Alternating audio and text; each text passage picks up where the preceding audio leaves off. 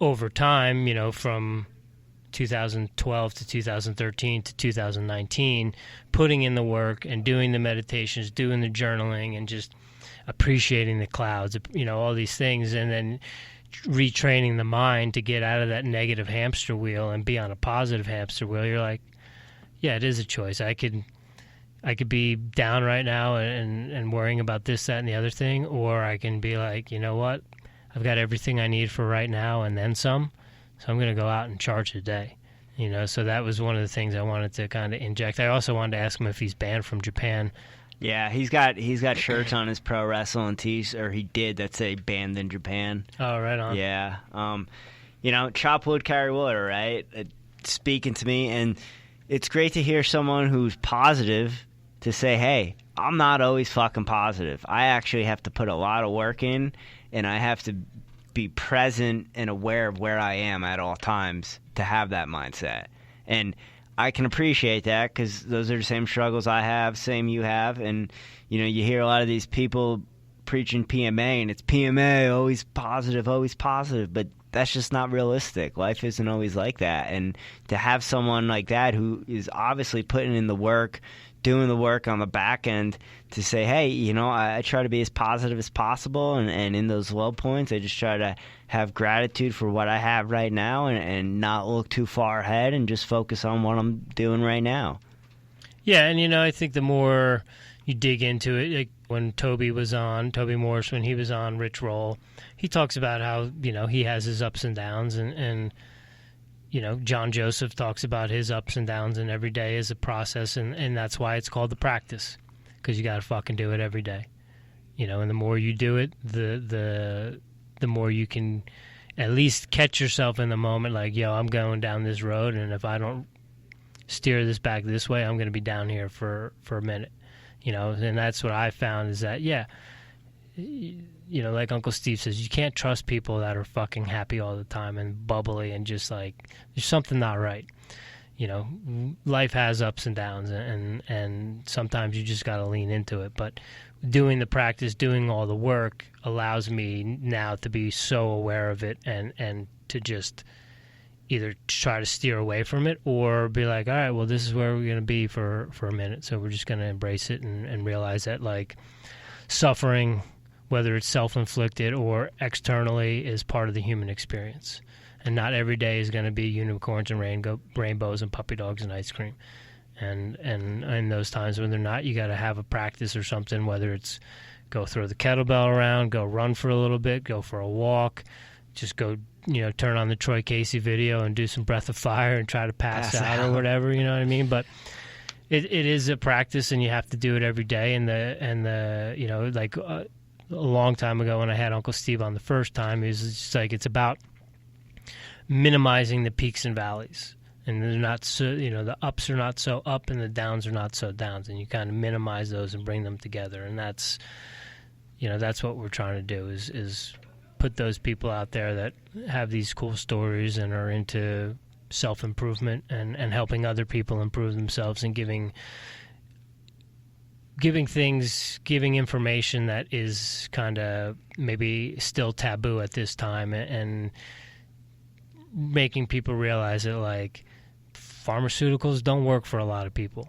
And the more you dig into the pharmaceuticals, the more you realize that it's just this money-making juggernaut, and people really don't give a shit whether you get better or not, you know, because if this one does this, we'll take this one, and that'll counterbalance that. And then the next thing you know, you're someone like Drew Camusa, God rest his soul, rest in peace, who's on like 17, 18 medicines, and it's like, bro, let's go fucking run around for a while, and let's go eat some vegetables, and maybe drink some green juice and fast for a day or two, or let's go down in the jungle and get weird.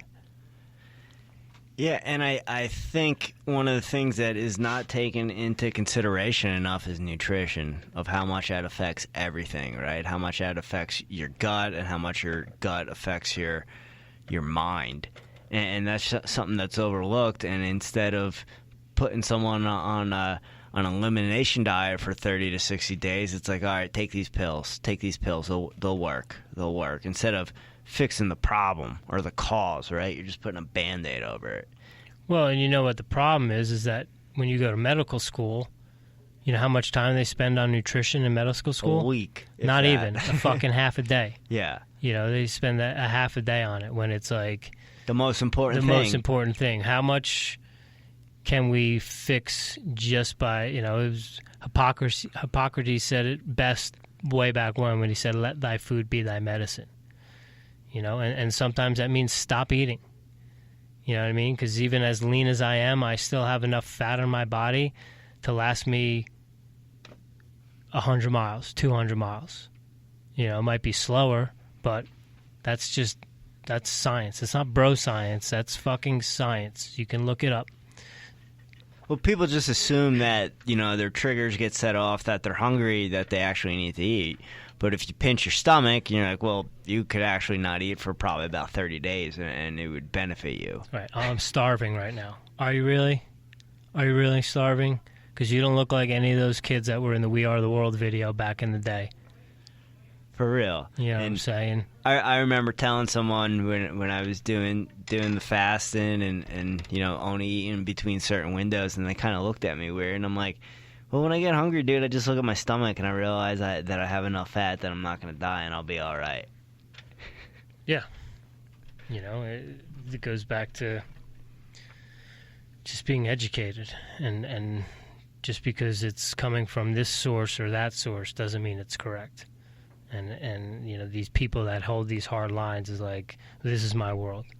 And no, there's no such thing as conspiracy theories, or what the government is telling me is correct, or what my doctor is telling me is correct. You know what they call the guy that graduated last in his class in medical school? Doctor. He's still a doctor. Probably our doctor. You know what I mean? Like, yeah, Dr. Merchanian. But, like, we see it with everything, you know? Like, people used to talk about, oh, you know, you're eating greasy foods, that's going to give you pimples. It's like, no, it's the fucking dairy, it's the gluten, it's everything but the grease from the pizza that's giving you fucking pimples. Yeah. You know? Might be the cheese, though. That's dairy, yeah. Unless you're vegan. I said dairy.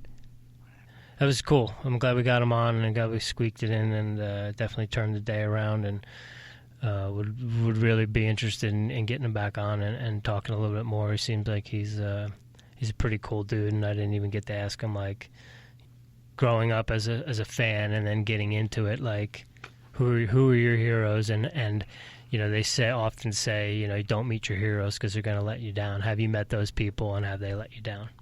Yeah, no, I am super stoked. But Matt Sydal, someone I've been a fan of for a long time, listening to his Art of Wrestling podcast with Colt Cabana really enlightened me and helped me at a spot when I was at a rough spot. I remember the exact day, shoveling the driveway after the Royal Rumble in 2015, listening to that, and you know, someone that just is like, all right, here's a guy who wrestles, but he's also into these other things that I'm really into too.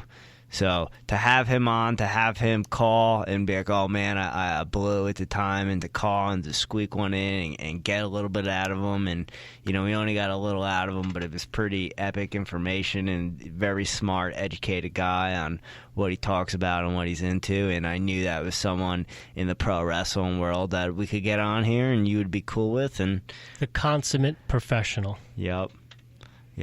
So hope you guys enjoyed that one. I know I did. I know Richie did. Until next time, we are the Airey Bros. Much love. Namaste from the boys of 1512.